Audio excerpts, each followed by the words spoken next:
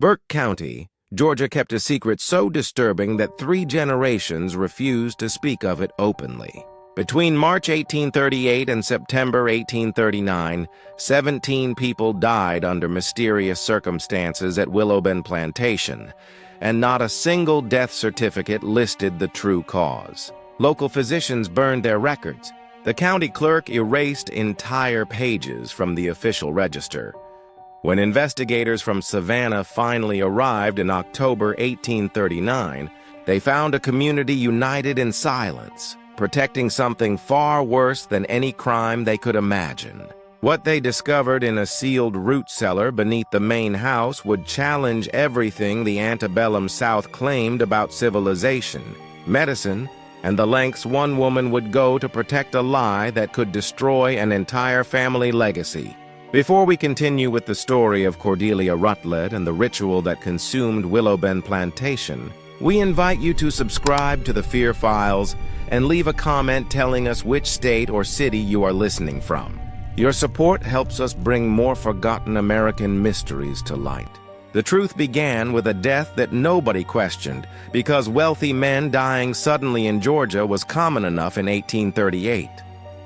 Burke County stretched across the fertile Savannah River Valley, where cotton grew so thick that plantation owners measured their wealth not in dollars, but in bales per acre. By 1838, the county had become one of Georgia's wealthiest regions, with over 60 major plantations producing cotton that fed the mills of Manchester and Liverpool. The town of Westboro served as the county seat. It was a prosperous community of 3,000 souls where Episcopal churches stood on every corner and social hierarchy was as rigid as iron. Willowbend Plantation occupied 1,400 acres of prime bottomland along Turkey Creek about 7 miles southeast of Westboro. The main house rose 3 stories high, built in the federal style with columns that gleamed white against red brick. 42 enslaved people worked the cotton fields, while another 18 served in the house, stables, and workshops. The plantation had belonged to the Rutledge family since 1792, passed down through 3 generations of prosperous planters who prided themselves on their English ancestry and refined manners. Cordelia Vance Rutledge arrived at Willowbend in 1820 as a bride of 19, married to Thomas Rutledge, then 34, and already a widower. She came from Charleston, daughter of a shipping merchant whose fortunes had declined after the embargo years. The marriage was strategic on both sides. Thomas needed a wife to manage his household and provide heirs, while Cordelia's family needed the security of plantation wealth. She was tall for a woman of her time, standing 5'8", with dark auburn hair and pale gray eyes that servants whispered could see through walls. Over 18 years of marriage, Cordelia bore Thomas 5 children: Margaret in 1821, Thomas Jr. in 1823, Catherine in 1825, Edmund in 1828, and finally Elizabeth in 1831. The Rutledge family occupied a position of considerable influence in Burke County society. Thomas served as a county commissioner and owned shares in the Westboro Bank. Cordelia hosted elaborate dinner parties and was known for her French cooking and precisely managed household. Neighbors considered her cold but capable, a woman who ran Willowbend with the efficiency of a military quartermaster. But those who knew her best noticed something else.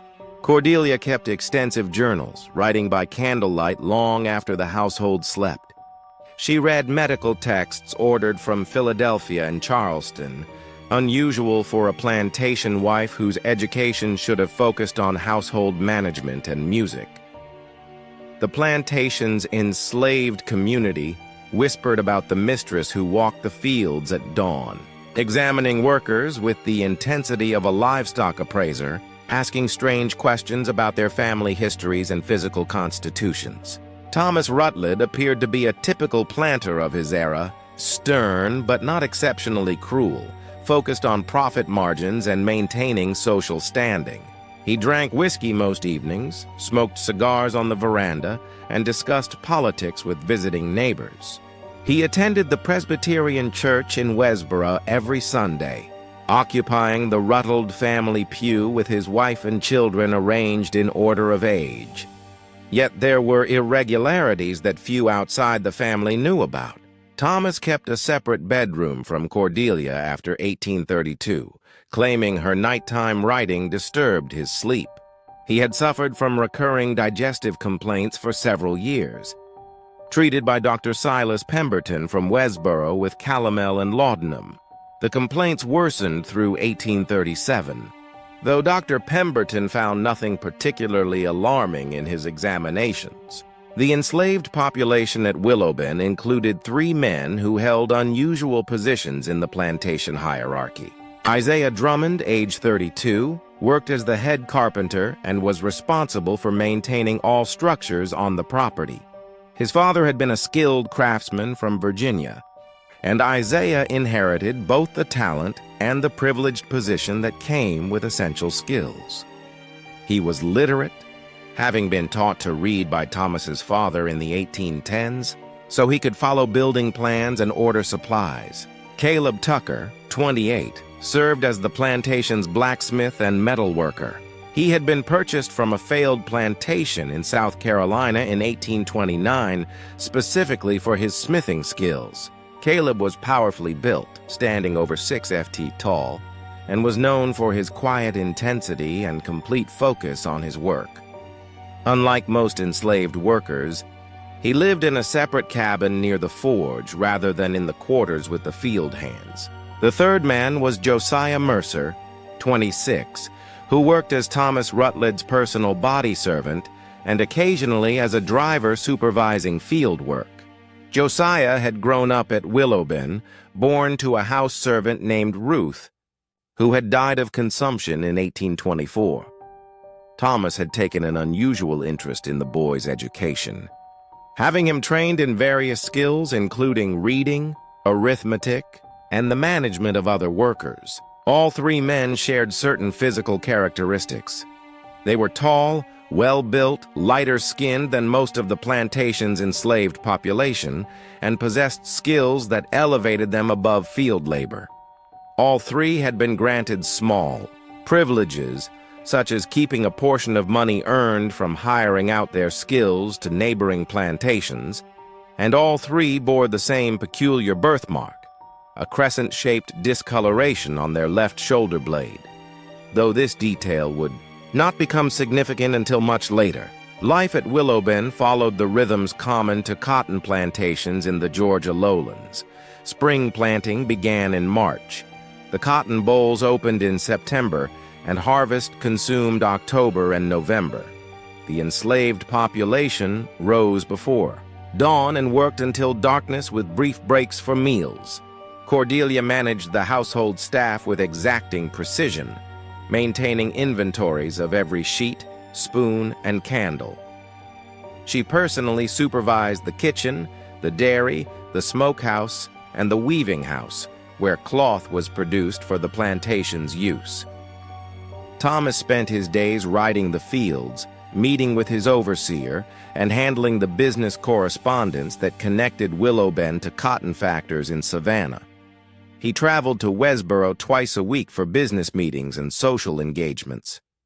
In the evenings, the family gathered for supper in the formal dining room, where Cordelia enforced strict rules about conversation, posture, and etiquette. But beneath this surface of plantation normalcy, something else was growing.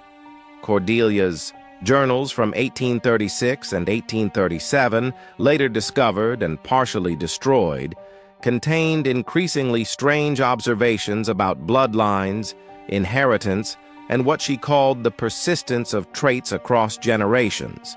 She had been corresponding with someone in Charleston, letters that arrived in plain envelopes without return addresses. She had also been purchasing unusual medical supplies through a connection in Augusta, including mercury compounds, arsenic preparations, and equipment for what she described in her accounts as hydrotherapeutic treatments. The winter of 1837 to 1838 was particularly harsh in Burke County. Temperatures dropped below freezing for days at a stretch, unusual for the Georgia lowlands. The Savannah River froze at its edges.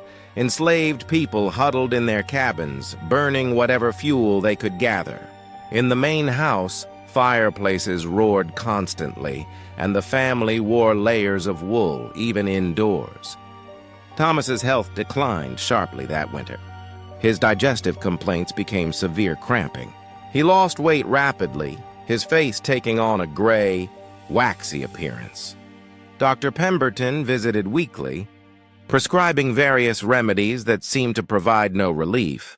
Cordelia personally prepared all of Thomas's meals, bringing trays to his bedroom and feeding him broths and tonics of her own making. On the morning of March 3, 1838, Thomas Rutledge was found dead in his bed by Josiah Mercer, who had arrived to help the master dress for the day. Thomas was 52 years old. Dr. Pemberton, summoned immediately, examined the body and declared the cause of death to be acute gastric fever with complications of the liver. He noted that Thomas had been declining for months and that such deaths were regrettably common among men of his age and habits. Cordelia received the news with remarkable composure. She did not weep or cry out. Instead, she immediately began organizing the funeral arrangements with methodical precision. She selected Thomas's burial clothes, drafted the death notice for the Westboro newspaper, and sent word to relatives in Charleston and Savannah. She ordered the plantation's enslaved workers to drape the main house in black crepe and prepare the parlor for the viewing. Thomas Rutledge was buried 3 days later in the family cemetery at Willowbend, a small plot surrounded by an iron fence where his parents and his first wife already rested. The funeral was attended by most of Burke County's prominent families. Reverend Nathaniel Fax from the Presbyterian Church delivered a sermon about earthly rewards and heavenly rest. Cordelia stood at graveside, dressed entirely in black silk, her face hidden behind a heavy veil, her gloved hands folded calmly at her waist. What no one knew was that the morning after Thomas's death, before the body was even cold, Cordelia had gone to the root cellar beneath the kitchen house. There she retrieved a locked wooden box she had hidden among the stored vegetables. Inside were letters, medical receipts, and a small journal bound in black leather. She spent an hour reading through these documents by lamplight, her face expressionless. Then she returned them to the box and hid it in a new location beneath a loose floorboard in her bedroom closet. The day after the funeral, Cordelia summoned Isaiah Drummond, Caleb Tucker, and Josiah Mercer to the main house. She met them in Thomas's former study, sitting behind his massive mahogany desk. She told them that they would be taking on new duties that would require absolute discretion and obedience. She explained that she had been instructed by a European physician specialist in a new medical treatment that would preserve her health and allow her to continue managing the plantation effectively. The treatment required assistance, and they had been selected for this purpose. None of the 3 men had any choice in the matter. Cordelia owned them as completely as she owned the furniture in the room. They listened as she described what would be expected of them, and though the instructions were strange and disturbing, they understood that refusal was impossible. Cordelia's gray eyes remained fixed on each man as she spoke, and there was something in that gaze that suggested far more than simple authority. There was knowledge, dark and specific, that seemed to pin each man in place. The ritual would begin the following morning at Turkey Creek. Turkey Creek wound through the southern portion of Willowbend Plantation, a clear stream about 20 feet wide that flowed year-round. Even in drought, the creek was spring-fed, and its water remained cold even in summer. Cypress trees grew along its banks, their roots creating natural seats and steps down to the water. The enslaved population used the creek for washing clothes on designated days, but generally it remained quiet and isolated, hidden from the main house by a grove of live oaks and thick undergrowth. On the morning of March 7, 1838, 4 days after Thomas Rutledge's funeral, Cordelia walked to Turkey Creek at first light. She wore a simple gray dress with none of the mourning finery she displayed publicly, and she carried a bundle wrapped in linen. She was followed at a distance by Isaiah, Caleb, and Josiah, who had been instructed to arrive separately so as not to draw attention. The morning was cold and damp, with fog rising from the creek surface. The air smelled of wet earth and decaying leaves. Birds called from the trees, and somewhere in the distance a hound barked at the plantation house. The world was just waking up, and in that liminal hour between night and day, the creek seemed to exist outside of normal time. Cordelia stopped at a particular bend in the creek where a large flat rock jutted into the water, creating a natural platform. She set down her bundle and turned to face the three men who stood uncertainly on the bank. Her voice when she spoke was calm and matter-of-fact, as though she were giving instructions for building a fence or slaughtering a hog. She explained that they would all enter the water together. She would remove her clothing and they would do the same. They would stand in a circle in the waist-deep water, and she would perform certain ablutions on each of them and on herself. They would remain silent throughout the process. They would tell no one about these sessions, which would occur every morning at dawn. Any man who spoke of what happened at the creek would be sold immediately to the worst slave trader she could find, sent to the sugar plantations in Louisiana, where men died within 5 years. But beyond the threat, there was something else in her voice, a certainty, a knowing. She looked at each man and said their names in a particular way, a way that suggested she knew things about them that no one else knew, things about their fathers, things about their blood. Isaiah was the first to step into the water, his jaw set, his eyes fixed on the far bank. Caleb followed, his massive shoulders rigid with tension. Josiah came last, and those who later heard his account said he looked like a man walking to his own hanging. Cordelia removed her dress without hesitation or modesty. She wore nothing beneath it. Her body was pale in the early morning light, marked with the faint stretch marks of 5 pregnancies. She stepped into the cold water without flinching, moving to the center where the current ran strongest. She instructed the 3 men to form a triangle around her, facing outward. What happened next would be described years later in testimony that some claimed was exaggerated by trauma, and others insisted was precise truth.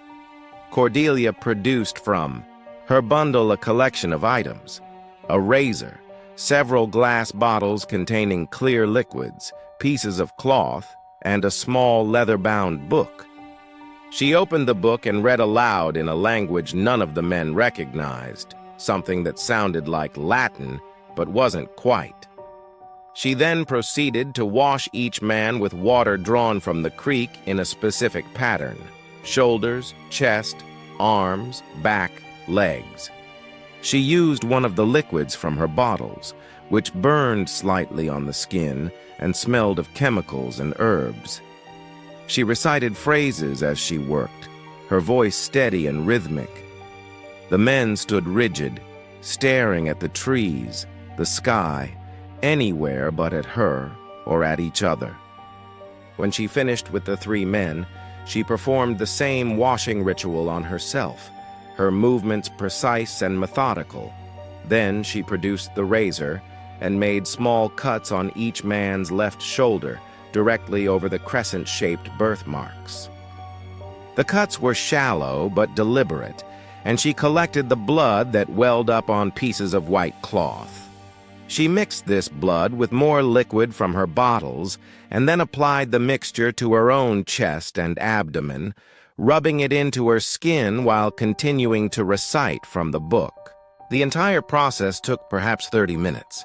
When it was finished, Cordelia instructed the men to dress and return to their normal duties. She told them to come back tomorrow at the same time. She dressed herself, wrapped her items back in the linen bundle, and walked back toward the main house without looking back. Isaiah, Caleb, and Josiah stood on the creek bank for several minutes after she left, unable to speak or even look at each other. Finally, without a word, they went their separate ways to begin the day's work. But something had changed. Each man felt it, a heaviness in his chest, a confusion in his thoughts. It was as though something had been taken from them and something else left in its place. The ritual was repeated the following morning and the morning after that, and every morning thereafter. Sometimes Cordelia varied the procedure slightly using different liquids, cutting in different places, reciting different passages from her book. But the essential elements remained the same: the dawn hour, the cold water, the nakedness, the washing, the blood, and the words. Within 2 weeks, people at Willow Bend began to notice changes in Isaiah, Caleb, and Josiah. The 3 men, who had previously been among the most capable and alert workers on the plantation, began to move as though in a fog. They performed their tasks adequately, but without the initiative or skill that had distinguished them. Their eyes took on a distant, glazed quality. They spoke little even to each other, communicating in brief, flat sentences when necessary. Rachel, one of the house servants who had known Josiah since childhood, later testified that it was like watching a man slowly disappear from inside his own body. He still looked like Josiah, still walked and talked like him, but the essential spark that made him who he was seemed to be draining away day by day. She tried asking him what was wrong, but he just stared at her as though he didn't quite recognize her, then turned and walked away without answering. The other enslaved people noticed too. Whispers began in the quarters at night. The 3 men were being worked with roots, conjured, hexed. Mistress Cordelia had learned dark magic from somewhere, perhaps from New Orleans, where such things were known. The men were being poisoned slowly, their minds stolen, but no one dared speak openly about it, and certainly no one dared confront Cordelia herself. In the main house, Cordelia's children noticed their mother's strange new routine. She rose before dawn every day, regardless of weather, and was gone for about an hour. When she returned, her hair was often damp, and she would go immediately to her room to change clothes. When young Edmund, then 10 years old, asked where she went, she told him she was taking morning constitutionals for her health walking by the creek. She advised him not to follow her, as the early morning air was dangerous for children with weak constitutions. Margaret, the eldest daughter at 17, was more suspicious. She had always been perceptive, and she noticed not only her mother's absences, but also the changes in Isaiah, Caleb, and Josiah. She noticed that her mother kept the black leather book with her at all times now, even sleeping with it under her pillow. She noticed that her mother had lost weight despite eating normally, and that there was a feverish energy about her, a brightness in her eyes that seemed unnatural. One morning in early April, Margaret tried to follow her mother to the creek. She dressed quietly and slipped out of the house just as Cordelia disappeared into the oak grove, but Cordelia seemed to have anticipated this. She was waiting just inside the tree line, her face cold with fury.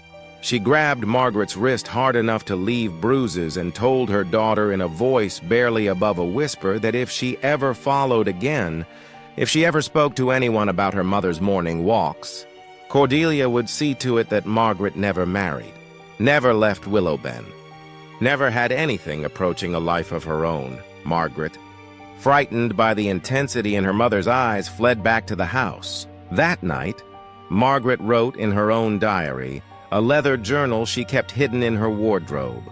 She wrote that her mother had become something she no longer recognized, that there was a wrongness emanating from her like a smell, that whatever was happening at the creek was evil, though Margaret had no clear understanding of what evil meant beyond what she had learned in church. She wondered if she should tell someone. But who? Her father was dead. Reverend Kfax? What would she even say? Margaret decided to watch and wait. She began observing her mother more carefully, noting small details. The chemical smell that sometimes clung to Cordelia's clothes. The way she would stare at Isaiah, Caleb, and Josiah during the day, studying them like specimens. The locked box that appeared in her mother's room, a box that hadn't been there before her father's death.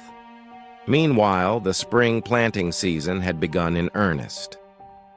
The fields required constant attention.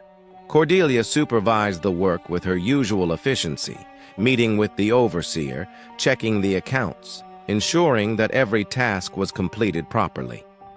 To the outside world, she was exactly what a plantation widow should be: capable, composed, managing her late husband's estate until her eldest son came of age to take over.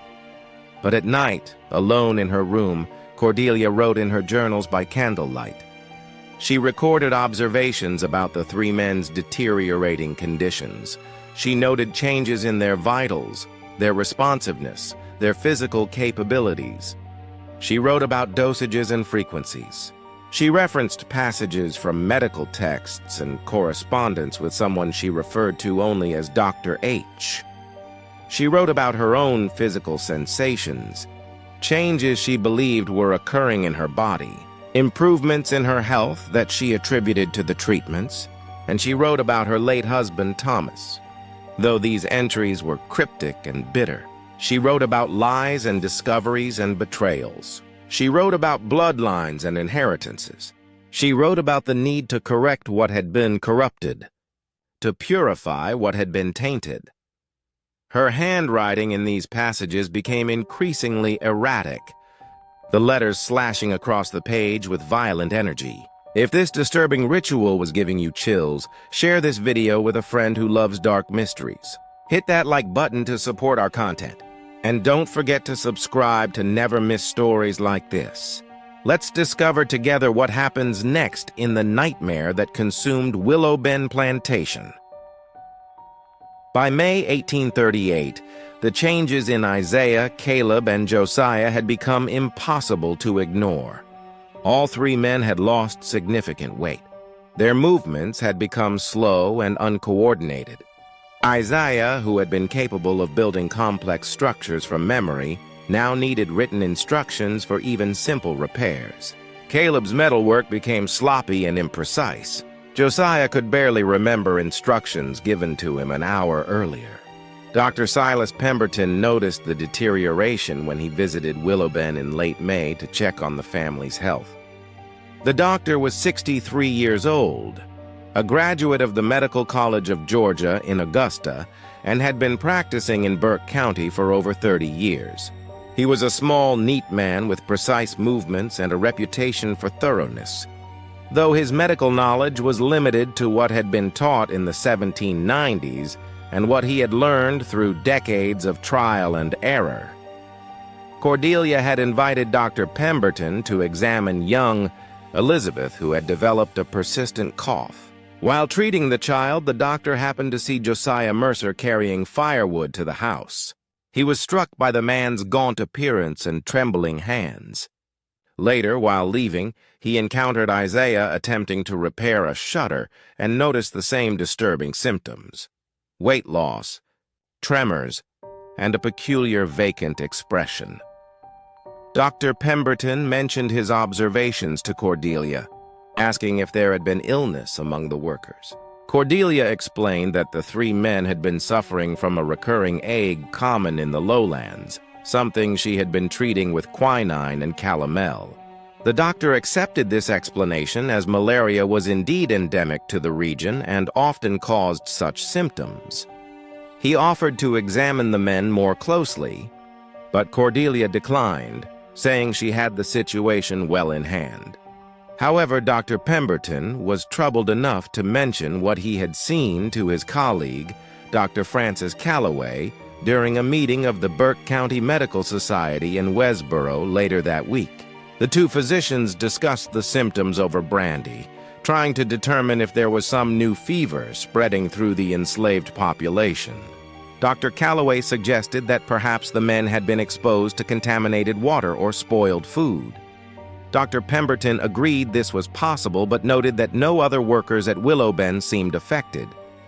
The conversation would have ended there, forgotten among the countless medical discussions that occupied physicians' time, except for one detail.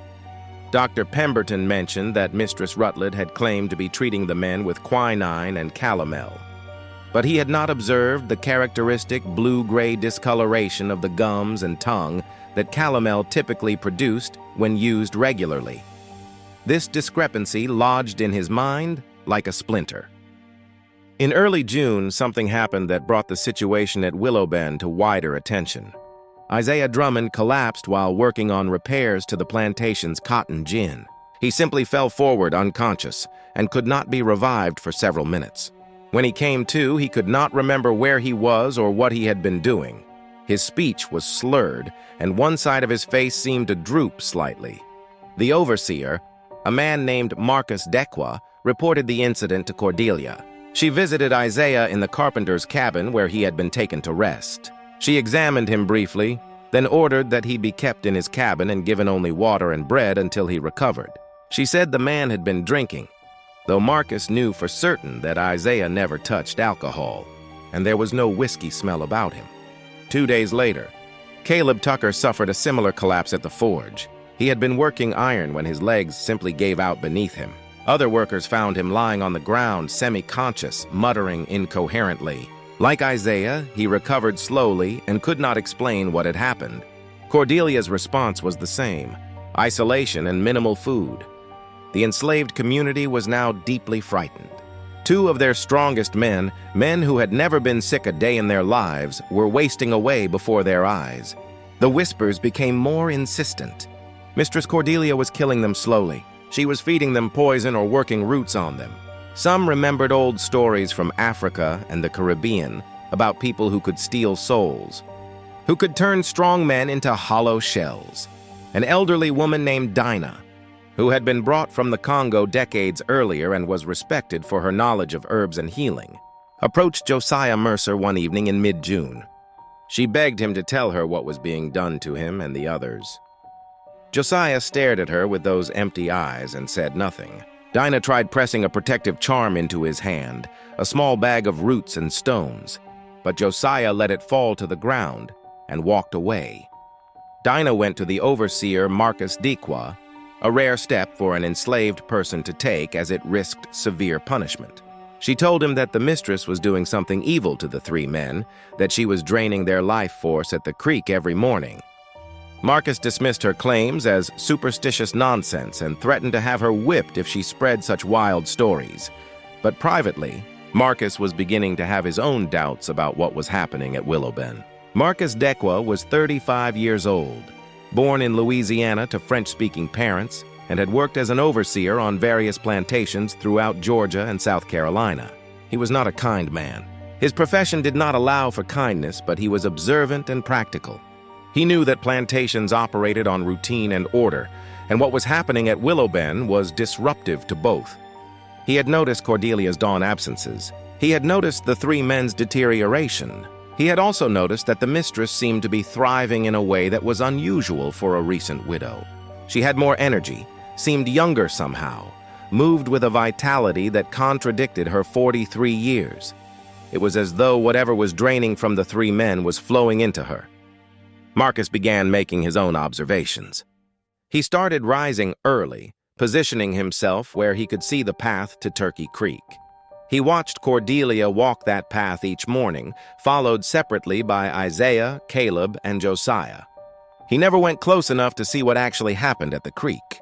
Something instinctive told him that would be dangerous, but he noted the timing, the frequency, the absolute regularity of the ritual. He also began searching for information about Cordelia's background. He spoke casually with the house servants, asking about the mistress's habits, her interests, her correspondence. He learned that she received letters from Charleston regularly, letters that arrived in unmarked envelopes. He learned that she had been purchasing unusual supplies from Augusta through a connection at an apothecary shop. He learned that before her marriage to Thomas Rutledge, Cordelia had spent 2 years at a girls' academy in Philadelphia, unusual for a Southern woman of her generation. By late June, Marcus had accumulated enough concerning details that he considered going to the county authorities. But what exactly would he report? That a plantation mistress was taking morning walks with 3 of her slaves, That those slaves had developed mysterious health problems? That the enslaved community believed in root work? None of this amounted to any crime that the authorities would care about. Enslaved people died of fevers and mysterious ailments all the time. As long as the plantation remained productive and no white people were threatened, the law had no interest in what happened to black workers. What Marcus did not know was that someone else was also investigating Cordelia's activities. Someone with far more resources and far more dangerous intentions. In Charleston, a man named Victor Kensington had been waiting for over a year to hear from Cordelia Rutledge. Kensington was 52 years old, a physician who had been stripped of his medical license in Pennsylvania in 1829 after being accused of conducting unauthorized experiments on patients at the Philadelphia Hospital for the Insane. He had fled to Charleston, where he established himself as a medical consultant, serving wealthy clients interested in alternative treatments and unconventional therapies. Kensington specialized in what he called vital transfusion therapy, based loosely on theories of animal magnetism and life force that had been popular in Europe in the late 1700s. His treatments involved complex rituals combining bloodletting, hydrotherapy, chemical preparations, and psychological manipulation. He claimed he could transfer youth, health, and vitality from one person to another, that he had discovered the secret of rejuvenation that alchemists had sought for centuries. Most of his clients were desperate people with money, men facing death from wasting diseases, women terrified of aging, individuals seeking any miracle that medicine could not provide. Kensington charged exorbitant fees and produced elaborate documentation of his successes, though anyone investigating closely would find that most of his patients either died or disappeared shortly after treatment. None of this amounted to any crime that the authorities would care about. Enslaved people died of fevers and mysterious ailments all the time. As long as the plantation remained productive and no white people were threatened, the law had no interest in what happened to black workers. What Marcus did not know was that someone else was also investigating Cordelia's activities. Someone with far more resources and far more dangerous intentions. In Charleston, a man named Victor Kensington had been waiting for over a year to hear from Cordelia Rutledge. Kensington was 52 years old, a physician who had been stripped of his medical license in Pennsylvania in 1829 after being accused of conducting unauthorized experiments on patients at the Philadelphia Hospital for the Insane. He had fled to Charleston, where he established himself as a medical consultant, serving wealthy clients interested in alternative treatments and unconventional therapies. Kensington specialized in what he called vital transfusion therapy, based loosely on theories of animal magnetism and life force that had been popular in Europe in the late 1700s. His treatments involved complex rituals combining bloodletting, hydrotherapy, chemical preparations, and psychological manipulation. He claimed he could transfer youth, health, and vitality from one person to another, that he had discovered the secret of rejuvenation that alchemists had sought for centuries. Most of his clients were desperate people with money, men facing death from wasting diseases, women terrified of aging, individuals seeking any miracle that medicine could not provide. Kensington charged exorbitant fees and produced elaborate documentation of his successes, though anyone investigating closely would find that most of his patients either died or disappeared shortly after treatment. Cordelia had first encountered Kensington in 1836 during a trip to Charleston to visit her family. She had attended a private lecture he gave at a salon hosted by one of Charleston's intellectually curious wealthy widows. Kensington spoke about the latest European theories of vital force and the possibility of controlling aging and disease through proper manipulation of the body's inherent energies. Cordelia, who had been quietly studying medical texts for years, was fascinated. She arranged a private consultation with Kensington at his offices on Church Street. There, in a room lined with anatomical drawings and jars of preserved specimens, she told him something she had never told anyone else. She believed her husband had been systematically deceiving her about the paternity of their children. The story Cordelia revealed to Kensington was complex and dark. She explained that she had discovered through careful observation and years of suspicion that at least 3 of her 5 children might not be Thomas's biological offspring. She believed Thomas had been sterile or near sterile, the result of a venereal disease he had contracted in his youth. Rather than admit this shameful secret, Thomas had arranged for other men to impregnate Cordelia without her knowledge or consent.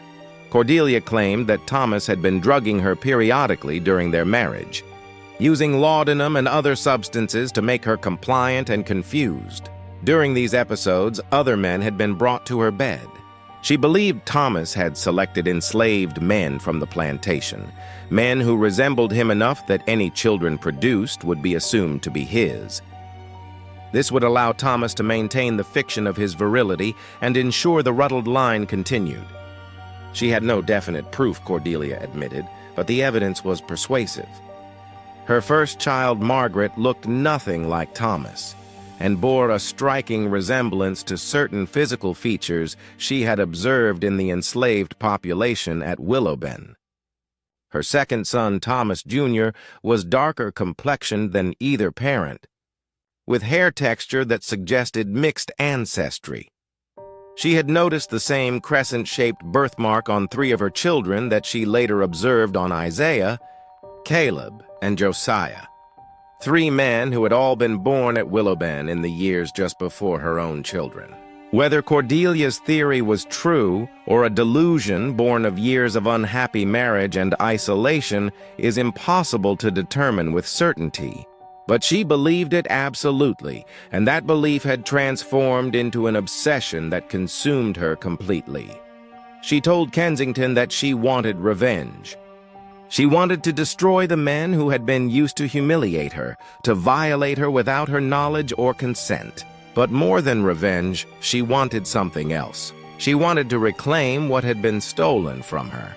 She wanted to take back her youth, her vitality, her power. She wanted to reverse the damage that years of childbearing and betrayal had inflicted on her body and mind. At Kensington listened to all of this with the calm attention of a man who had heard many desperate confessions. He told Cordelia that what she wanted was possible, that his treatments could accomplish exactly what she desired. But the process would be difficult, lengthy, and required absolute secrecy and commitment. He could not come to Willowben to supervise the treatments himself. His presence would draw too much attention.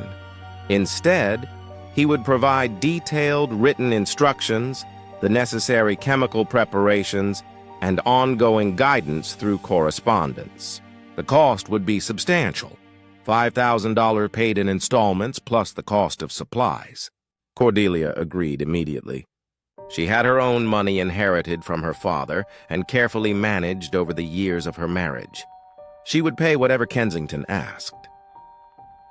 Over the next year, 1836 to 1837, Cordelia received a series of letters from Kensington outlining his treatment protocol. The instructions were elaborate and specific. She was to select 3 male subjects who matched certain physical criteria and who represented the men she believed had violated her. She was to begin preparing them through gradual introduction of certain chemical compounds mixed into their food, compounds that would make them suggestible and compliant.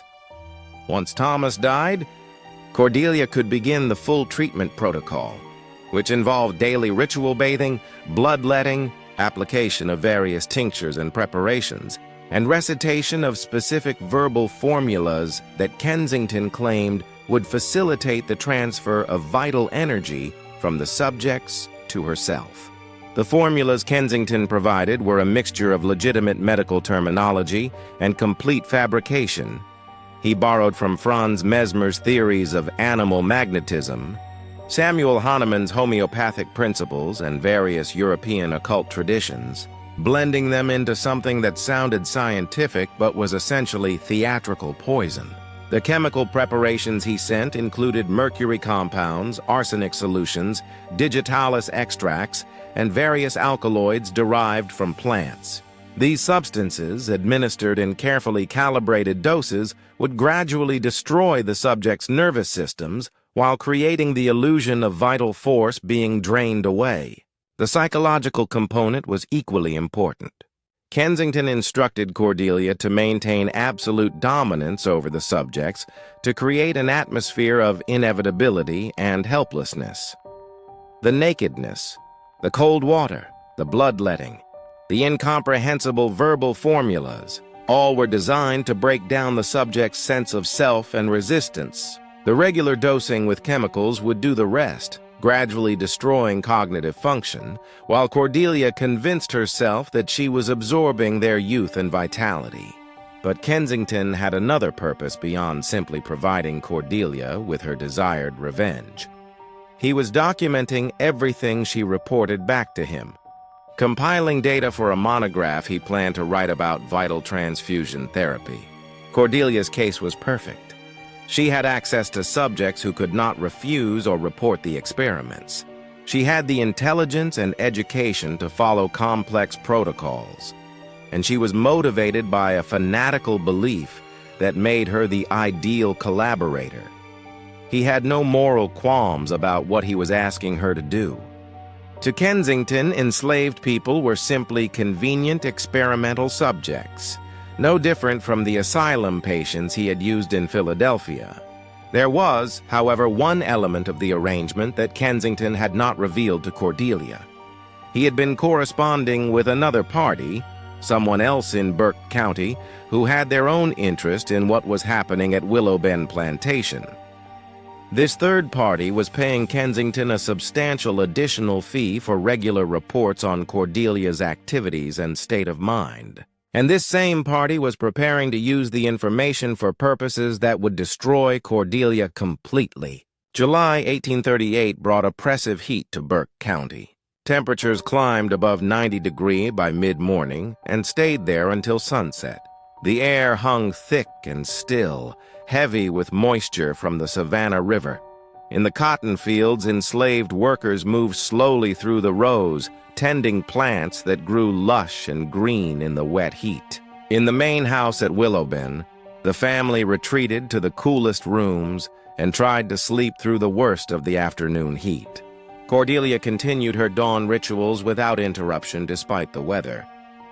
If anything, she became more intense in her application of Kensington's protocols. She increased the dosages of chemicals she administered to Isaiah, Caleb, and Josiah. She extended the duration of the creek sessions, sometimes keeping the men in the water for over an hour. She added new elements to the ritual, forced ingestion of bitter tinctures, application of caustic substances to their skin, collection of other bodily fluids beyond blood. The three men were dying. Anyone with eyes could see it. Their skin had taken on a yellow, waxy appearance. They moved like ghosts, barely present in their own bodies. Isaiah could no longer work at all and spent his days sitting motionless in his cabin. Caleb collapsed twice more at the forge before Cordelia ordered him confined to quarters. Josiah alone continued to function at some minimal level, moving through his duties like an automaton, his eyes completely empty. But the overseer Marcus Dequa had finally found the evidence he needed to act. In mid-July, while Cordelia was occupied with visitors from Westboro, Marcus entered her bedroom and searched through her belongings. He found the locked box hidden beneath the floorboard in her closet. Using a pry bar, he forced it open. Inside were Kensington's letters, dozens of them, outlining the entire treatment protocol in explicit detail. There were also Cordelia's own journals describing each session at the creek with clinical precision. There were receipts for chemical purchases from Augusta. And most damning, there was a letter Cordelia had begun but never finished, addressed to Kensington, in which she expressed doubt about whether the treatments were actually working or whether she was simply murdering 3 innocent men to satisfy her own madness. Marcus took several of the most incriminating letters and one of the journals. He replaced the box carefully and left the room exactly as he had found it. Then he rode immediately to Westboro to consult with an attorney named Howard Pritchard, a man he knew to be both discreet and ambitious. Pritchard read through the documents Marcus had brought with growing astonishment. What Marcus had uncovered was not just evidence of cruelty to enslaved workers, which no court would seriously prosecute, but something far more valuable. Evidence that Cordelia Rutledge was mentally unfit to manage her late husband's estate. The letters and journals revealed a woman in the grip of delusion, paranoia, and possibly homicidal mania. If properly presented, this evidence could be used to have Cordelia declared legally incompetent, which would necessitate the appointment of a guardian to manage Willowben and its assets. Pritchard explained to Marcus that several prominent men in Burke County had been waiting for an opportunity to seize control of Willowben. Thomas Rutledge's death had left the plantation temporarily in Cordelia's hands, but the property was extremely valuable, and there were parties who believed they had legitimate claims to it. With evidence of Cordelia's insanity, these men could petition the court to remove her from control and install a guardian of their choosing. But Pritchard advised caution. They needed to build a stronger case, gather more witnesses, and time their move carefully. If they acted too quickly, Cordelia might destroy evidence or flee with her children to Charleston. They needed to let the situation develop a little longer, let Cordelia's behavior become even more indefensible, then strike decisively. Marcus agreed to wait, though he insisted something must be done about the 3 dying men. Pritchard promised to arrange for Dr. Pemberton to make an official examination, which would create documentation of their condition. This documentation would be crucial for the legal case. What neither Marcus nor Pritchard knew was that Cordelia had already discovered the break-in. She had noticed immediately upon returning to her room that the floorboard was slightly displaced. A single scratch on the wood, invisible unless you knew exactly where to look, told her that someone had pried up the board. She checked the box and could tell from the arrangement of the letters inside that they had been disturbed. She knew immediately that it was Marcus. No one else would have had the courage or the reason. The overseer had been watching her too closely, asking too many questions. She had made a mistake, trusting that her position as plantation mistress would protect her from scrutiny. She had forgotten that white men's loyalty to each other superseded any obligation to women, even wealthy white women. Cordelia's response was swift and ruthless. That same evening, she summoned Marcus to the house and dismissed him from his position, effective immediately. She paid him the wages owed and told him to leave Willowben before sunrise. Marcus tried to argue, but Cordelia's cold fury silenced him. She told him that if he attempted to spread lies about her, if he tried to use stolen documents against her, she would use her family's connections in Charleston to destroy him completely. She would ensure he never worked as an overseer again anywhere in Georgia or South Carolina. Marcus left Willowben that night, but he took with him the letters and journal he had hidden in his saddlebags. He went directly to Howard Pritchard's office in Westboro, and the 2 men began preparing their case in earnest. The dismissal of Marcus. Dequa created an immediate crisis at Willowben. Cordelia needed to find a new overseer quickly, as the plantation could not function without someone managing the day-to-day operations of the enslaved workforce. She promoted a man named Samuel Gentry, who had been working as a driver, to temporary overseer. Gentry was competent but lacked Marcus's experience and authority. The enslaved population sensed the instability and began to test boundaries, working more slowly, pretending not to hear orders, engaging in small acts of resistance. Cordelia's response was swift and brutal. She doubled down on control. Punishments intensified immediately, with whippings for even minor infractions becoming frequent. Rations were slashed, and a new, strict curfew outlawed any gathering after sunset. The atmosphere at Willowben curdled into a pressure cooker of fear, resentment, and terror. Yet her obsessive dawn rituals at Turkey Creek continued, undisturbed by the mounting human cost. On July 28, 1838, the life of Isaiah Drummond finally gave way. After months of relentless chemical poisoning and systematic abuse, he simply stopped breathing during the night.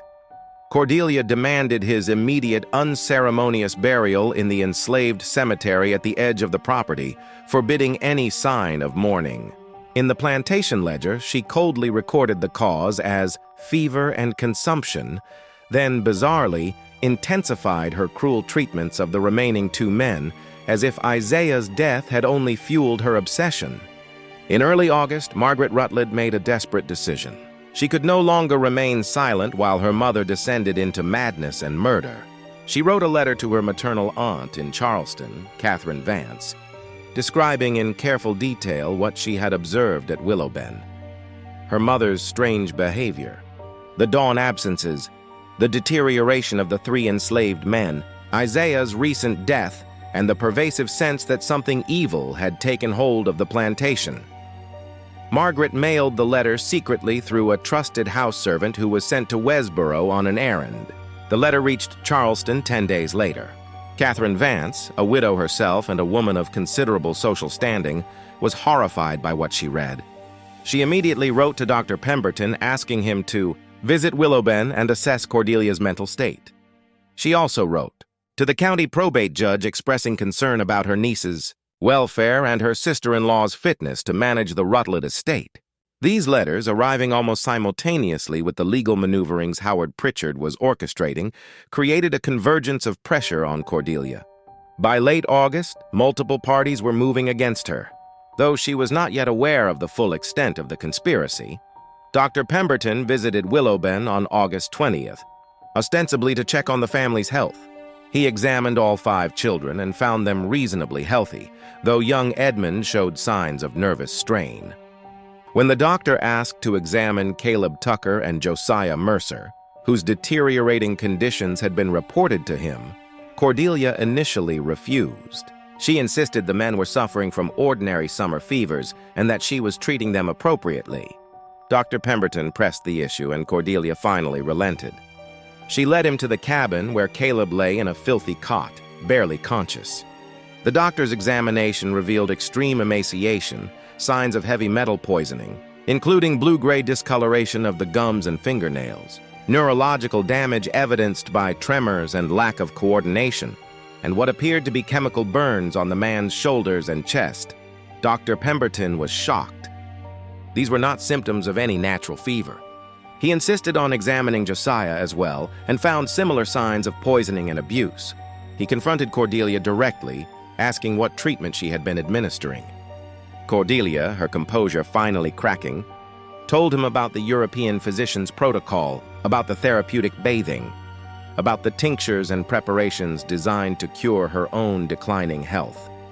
Dr. Pemberton listened with growing alarm. He recognized some of the chemicals Cordelia described as extremely toxic: mercury, arsenic, digitalis in concentrations far beyond therapeutic doses. He told Cordelia bluntly that she was not curing herself. She was murdering the 2 men. He said he would be reporting his findings to the county authorities and that she needed to stop the treatments immediately. Cordelia's response was chilling in its calm rationality. She told Dr. Pemberton that he had no authority over what she did with her own property. The 3 men had been selected for a specific purpose, a purpose the doctor could not possibly understand.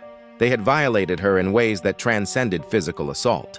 They had participated, knowingly or not, in her husband's scheme to humiliate and degrade her. They deserved what was happening to them. And besides, the treatments were working. She felt stronger, younger, more vital than she had in years. The transfer was real. Dr. Pemberton left Willowben deeply disturbed. He wrote directly to Westboro and filed a formal report with both the county sheriff and the probate court. His testimony, combined with the documents Marcus Dequa had provided to Howard Pritchard, created an overwhelming case against Cordelia. On September 3, 1838, Sheriff Benjamin Talmadge arrived at Willowben with a court order. Cordelia Rutledge was to submit to examination by a panel of physicians to determine her mental competence. Pending the results of this examination, a temporary guardian would be appointed to manage the plantation and supervise her children. Cordelia was not under arrest, but she was effectively stripped of all authority. The examination took place 3 days later at the courthouse in Westboro. 3 physicians, including Dr. Pemberton, questioned Cordelia for over 4 hours. They asked about her beliefs regarding her husband's alleged conspiracy, her understanding of medical science, her reasoning behind the treatments she had administered. They examined her physically and mentally, looking for signs of hysteria, mania, or delusional thinking. Cordelia, realizing that everything she had worked toward was collapsing, tried to present herself as rational and composed. But when the physicians pressed her on specific details, her underlying obsession became impossible to hide. She insisted that her theory about Thomas's deception was based on careful observation and logic. She defended Kensington's protocols as scientifically sound. She argued that the improvement in her own health proved the treatments were effective. She showed no remorse for Isaiah's death or concern for the suffering of Caleb and Josiah. The panel's conclusion was unanimous. Cordelia Rutledge was suffering from severe delusional disorder and was mentally incompetent to manage her affairs or care for her children. They recommended immediate intervention and long-term supervision. The court appointed Margaret's aunt, Catherine Vance from Charleston, as temporary guardian of the Rutledge children and estate. Catherine arrived at Willowben in mid-September with her own household staff and immediately took control. She moved Cordelia to a locked bedroom in the main house, essentially making her a prisoner in her own home. She ordered the dawn rituals at Turkey Creek stopped permanently. She arranged for proper medical care for Caleb and Josiah, though Dr. Pemberton warned that the damage done to their bodies was likely irreversible. Cordelia accepted her confinement with eerie calm. She had lost. She understood that, but she did not believe she had been wrong. In her mind, the conspiracy against her had simply been more powerful than her ability to resist it. Thomas had won, even from the grave, by ensuring that people would think her mad rather than believe the truth of what he had done to her. Catherine Vance began the process of investigating what had actually happened at Willowben.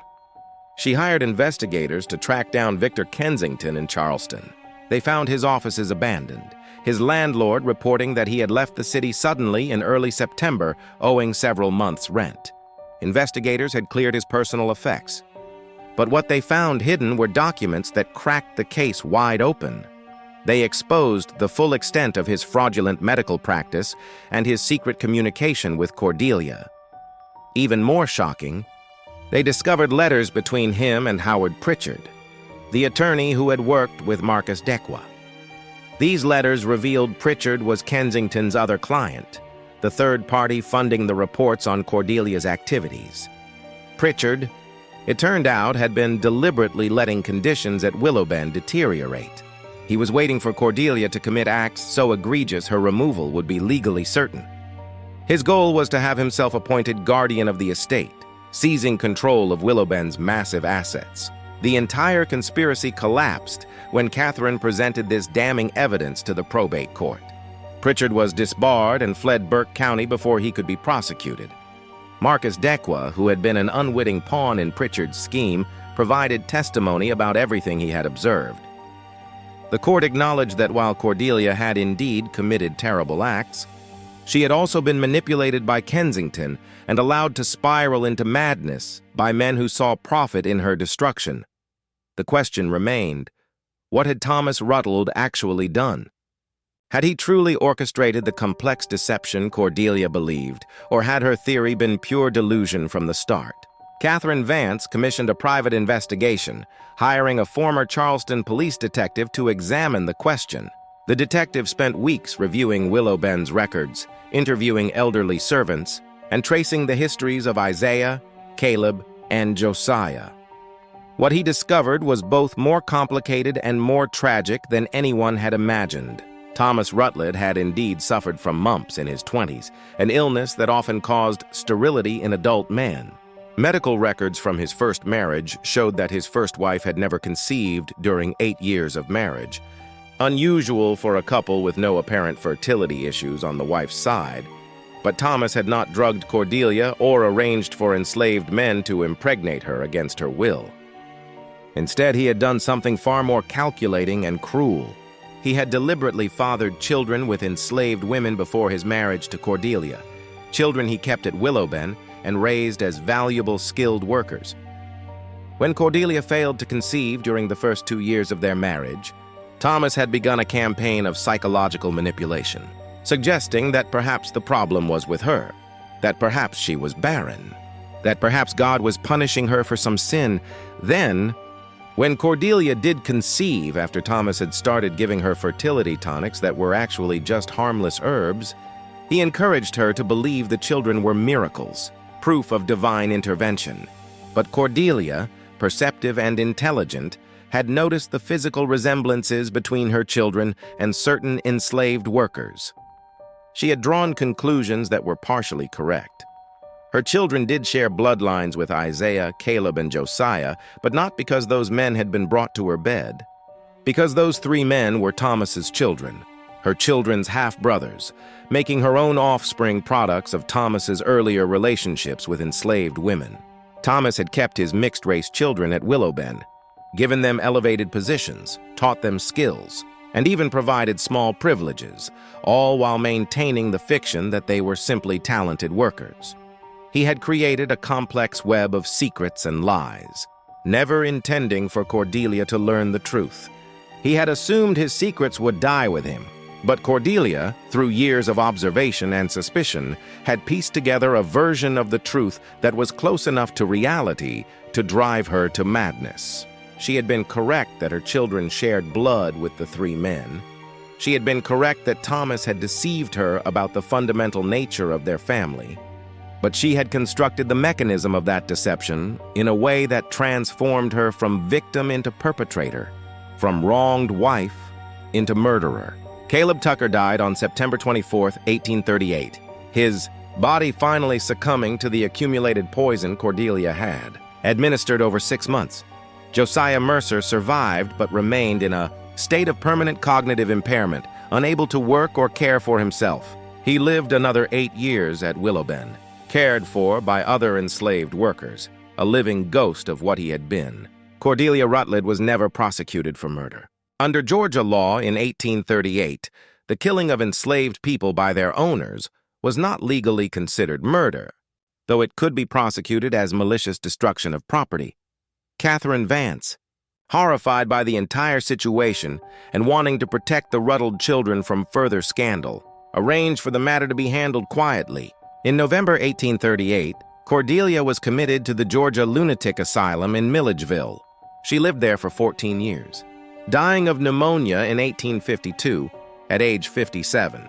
Hospital records describe her as a quiet patient who spent her days writing in journals that the staff regularly confiscated and destroyed. She never recounted her beliefs about Thomas's conspiracy, never expressed remorse for the men she had killed, never acknowledged that she had been manipulated by Victor Kensington.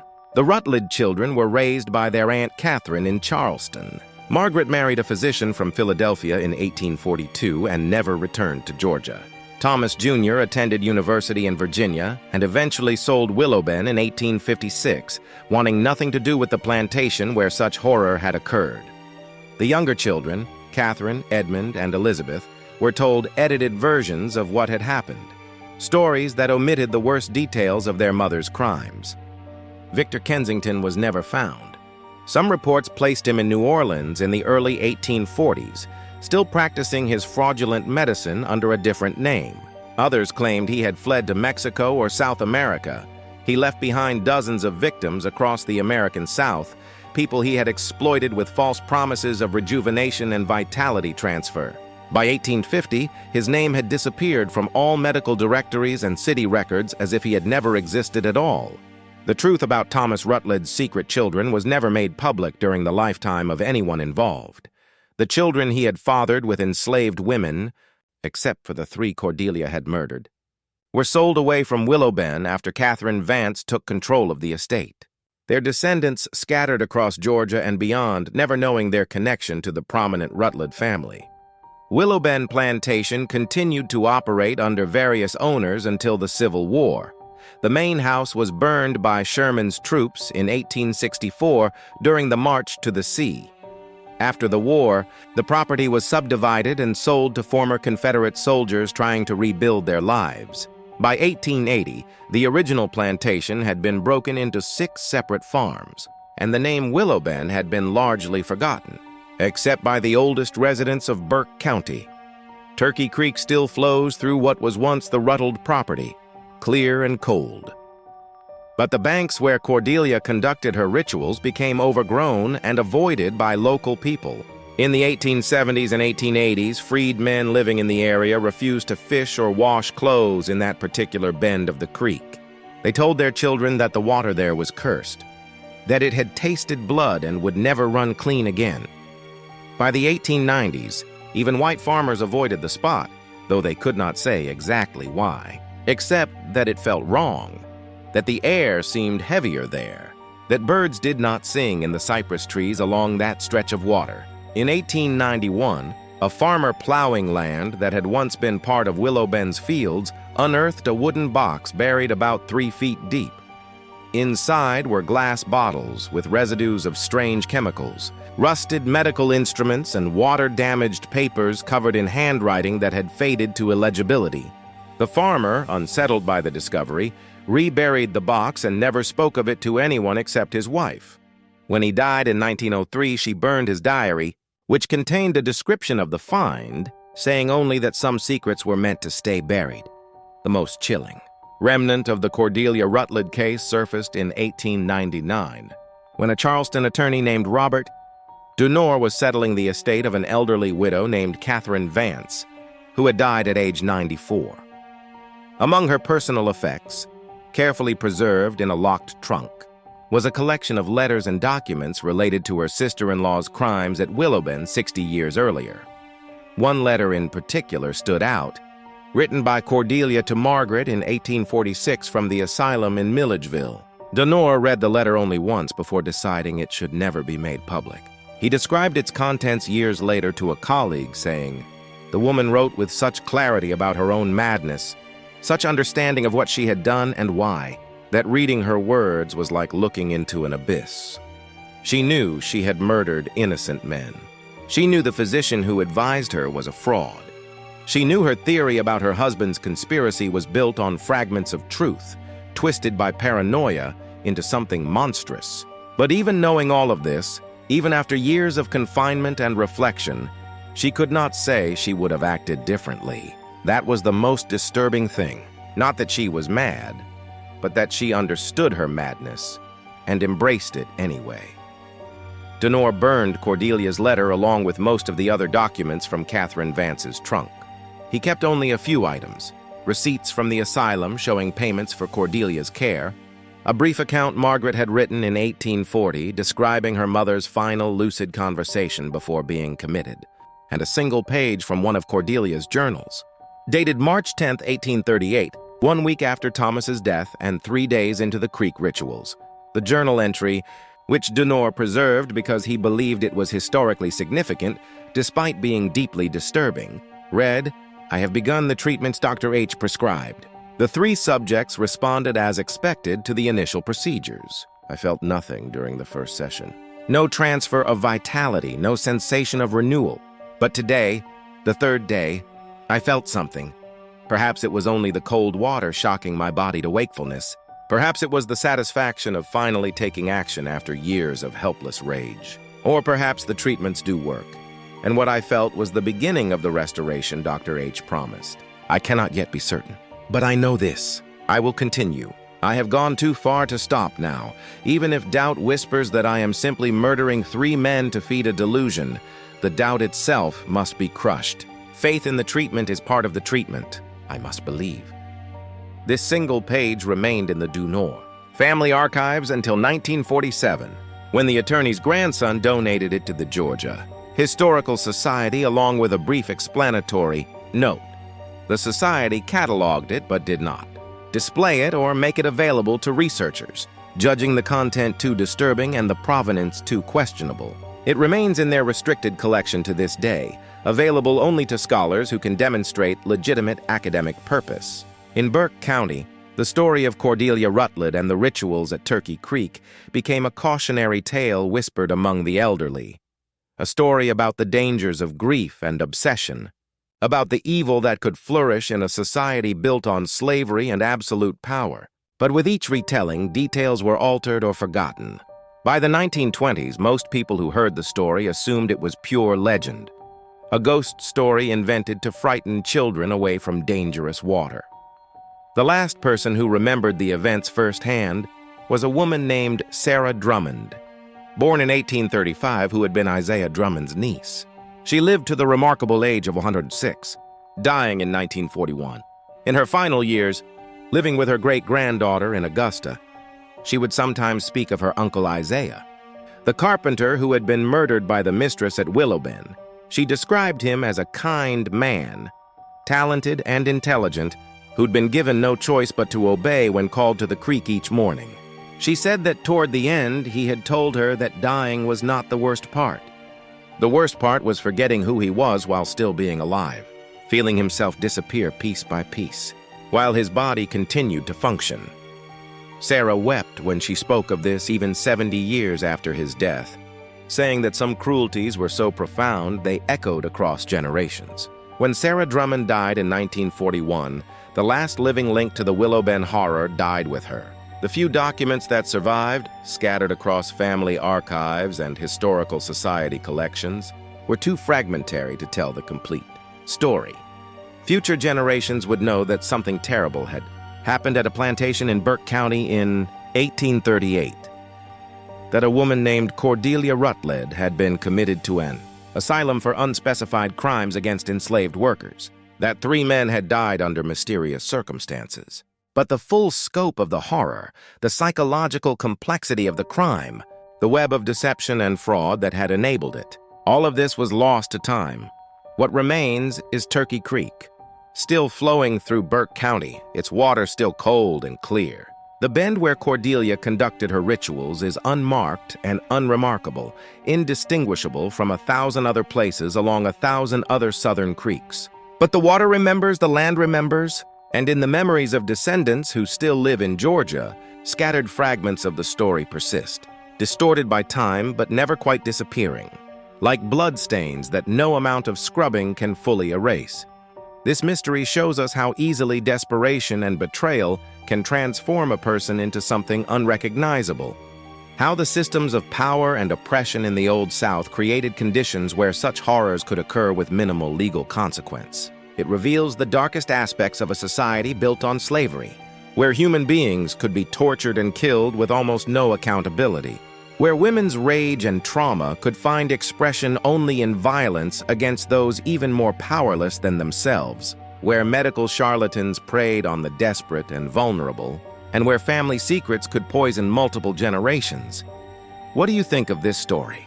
Do you believe Cordelia was a victim driven to madness or a murderer who used her circumstances as justification? Could anyone have stopped what happened at Turkey Creek before it was too late? Leave your comment below. If you enjoyed this tale and want more horror stories like this, subscribe, hit the notification bell, and share with someone who loves mysteries. See you in the next video.